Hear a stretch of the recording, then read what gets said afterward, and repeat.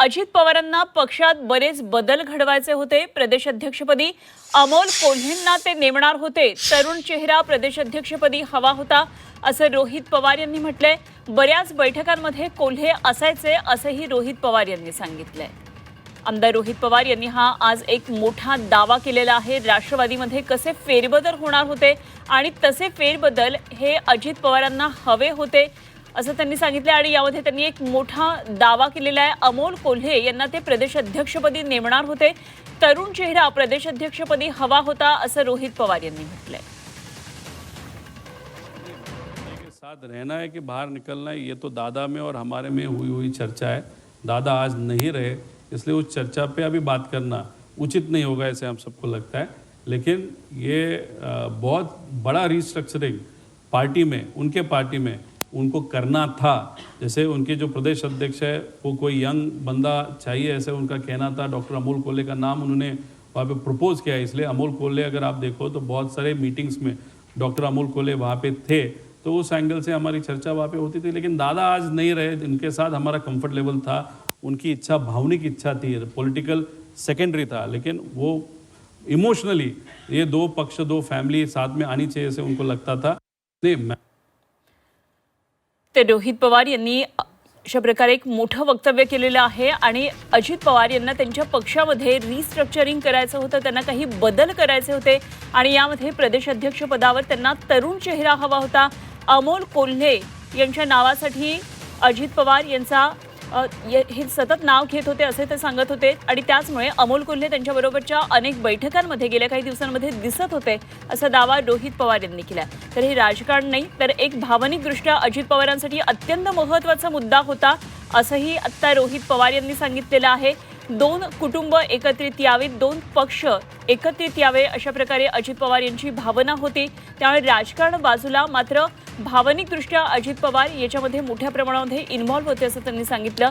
तेव्हा अजित पवार आता राहिलेच नाहीत, त्यामुळे आता हा मुद्दा येऊ शकत नाही असंही रोहित पवार सांगायला विसरले नाहीत। आज आमदार रोहित पवार यांनी पुन्हा एकदा एक मोठं प्रेझेंटेशन केलं आणि अजित पवार यांच्या अपघातासंदर्भात अनेक प्रश्न आजही त्यांनी उपस्थित केले। आज आणखी टेक्निकल, तांत्रिक मुद्दे त्यांनी उपस्थित केले, बरेच महत्त्वाचे प्रश्न त्यांनी उपस्थित केले आणि या सगळ्या प्रश्नांची उत्तरं देत असताना, माध्यमांबरोबर संवाद साधत असताना अनौपचारिक गप्पांमध्ये त्यांनी एक खूप मोठा अशा प्रकारे हा दावा केलाय। काय नेमकं रोहित पवार म्हणाले आपण पुन्हा एकदा ऐकूया। नहीं, इंडिया के साथ रहना है कि बाहर निकलना है, ये तो दादा में और हमारे में हुई चर्चा है। दादा आज नहीं रहे, इसलिए उस चर्चा पे अभी बात करना उचित नहीं होगा, ऐसे हम सबको लगता है। लेकिन ये बहुत बड़ा रिस्ट्रक्चरिंग पार्टी में, उनके पार्टी में उनको करना था। जैसे उनके जो प्रदेश अध्यक्ष है वो कोई यंग बंदा चाहिए, ऐसे उनका कहना था। डॉक्टर अमोल कोल्हे का नाम उन्होंने वहाँ पे प्रपोज किया। इसलिए अमोल कोल्हे अगर आप देखो तो बहुत सारे मीटिंग्स में डॉक्टर अमोल कोल्हे वहाँ पे थे, तो उस एंगल से हमारी चर्चा वहाँ पे होती थी। लेकिन दादा आज नहीं रहे, इनके साथ हमारा कंफर्ट लेवल था। उनकी इच्छा, भावनिक इच्छा थी, पॉलिटिकल सेकेंडरी था, लेकिन वो इमोशनली ये दो पक्ष, दो फैमिली साथ में आनी चाहिए ऐसे उनको।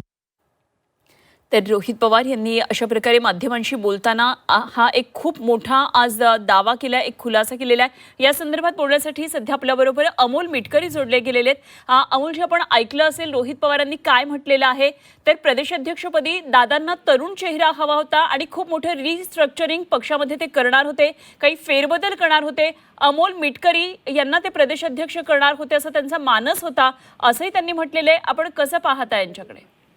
अमोल कोल्हे यांना ते प्रदेशाध्यक्ष करणार होते असं त्यांचं म्हणणं आहे।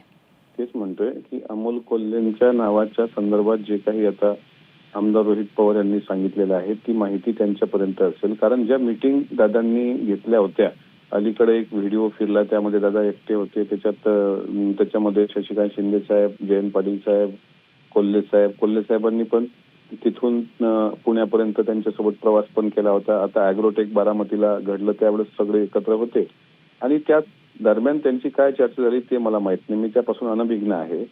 पण अजितदादांच्या संदर्भात जर सांगायचं झालं तर आम्ही ठरवलं होतं, म्हणजे अजितदादांसोबत जितके काही आमदार आहेत आमचं सगळ्यांचं एकमत होतं की या संदर्भात जर भविष्यात काही निर्णय होणार असेल तर अजितदादा जे म्हणतील त्या निर्णयासोबत आम्ही सगळेजण राहू।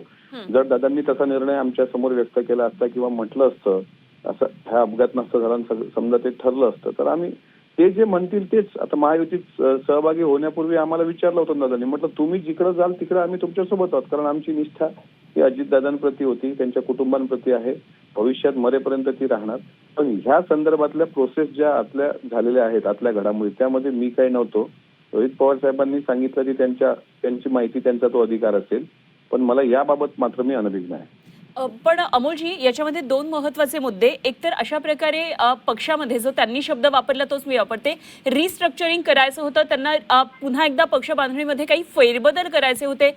ही तरी प्रोसेस होणार होती हे तुम्हाला माहिती आहे का? म्हणजे त्या संदर्भात काही अजितदादा कधी बोलले होते का? आम्ही अजितदादांसोबत जितक्या वेळ प्रवास केला किंवा काय, तर जनतेच्या भावना आम्ही दादांना सांगत होतो की जनता म्हणते की आता राष्ट्रवादी काँग्रेस पक्ष हा एकत्र एक संघ आला तर महाराष्ट्रातला सर्वात मोठा पक्ष येऊ शकतो. दादा त्यावेळेस हसून प्रतिक्रिया देतही होते, पण दादाच्या मनात काय चालू होतं त्याचा ठाव तर मी घेतला नाही. पण जर आम्हाला प्रश्न विचारल्यानंतर आम्ही हेच म्हणत होतो की दोघेही एकत्र असतो तर चांगलंच होईल. आता शेवटी मोठे साहेबही ज्येष्ठ आहेतच, मग त्याच्या अनुषंगानं आणि प्रत्येक पक्षाला असं वाटतं, प्रत्येक पक्षाच्या नेतृत्वाला असं वाटतं की थोडंसं फेरबदल, संघटनात्मक बदल असले तर आणखी पक्ष उभारी घेतो. असं भाजपमध्ये तुम्ही बघा, नवीन जे अध्यक्ष झालेत आता जे पी नड्डांच्या ऐवजी, ते त्यांनी फेरबदल केले, आणि फेरबदल ही असते, त्याच्यामुळे निसर्गाची एक प्रक्रिया असते, नैसर्गिक प्रक्रिया. पण अर्थातच तो निर्णय आदरणीय दादांचा होता. त्यांनी आमच्या समोर तर काय असं तर मला वैयक्तिक आम्ही मांडलं मत, पण त्यांनी काही तसं बोलून दाखवलं नव्हतं. बरं, पण म्हणजे आता प्रदेशाध्यक्ष तटकरे आहेत आणि त्यांच्याऐवजी अमोल कोल्हे यांच्या नावाचा विचार होतो आहे किंवा तसं प्रपोजल आहे, या संदर्भात आपण अनभिज्ञ होता असं तुमचं म्हणणं? हो, मला माहीतच नाही ना, मी त्या प्रोसेसमध्येच नाही आहे, अजिबातच नव्हतो. कारण ती कोर कमिटी, पार्लमेंटरी बोर्ड हा एक वेगळा भाग असतो, आम्ही काही त्या प्रोसेसमध्ये नव्हतोच. मी ठीक त्याच्यामध्ये ठीक, धन्यवाद. आपली भूमिका लक्षात आली. अमोल मिटकरी राष्ट्रवादीचे आमदार आपल्याबरोबर होते. अजितदादा पवार यांचे कट्टर समर्थक.